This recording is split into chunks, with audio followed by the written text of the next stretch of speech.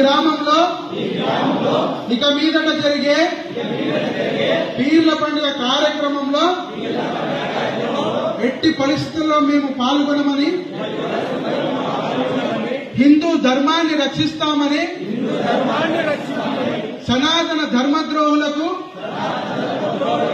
ఎట్టి పరిస్థితుల్లో సహాయ సహకారాలు అందించమని, సనాతన ధర్మంలో ఉన్నటువంటి హిందూ దేవీ దేవతలను మాత్రమే పూజిస్తామని, మా దేవాలయాల్లో ఇచ్చేటువంటి బలి కార్యక్రమాల్లో ఇక మీదట ఎట్టి పరిస్థితుల్లో ముస్లింల చేత హలాల్ చేయించమని, హిందూ ద్రోహులకు ధర్మ ద్రోహులకు ఎట్టి పరిస్థితుల్లో సహకరించమని, భవిష్యత్తులో వారికి తగిన బుద్ధి చెప్తామని, నా చెల్లెలను మా మాతృమూర్తులను రక్షించుకోవడానికి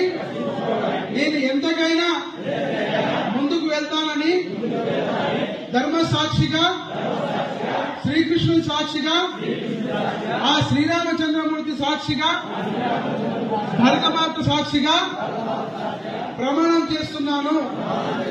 భారత్ మాతా కీ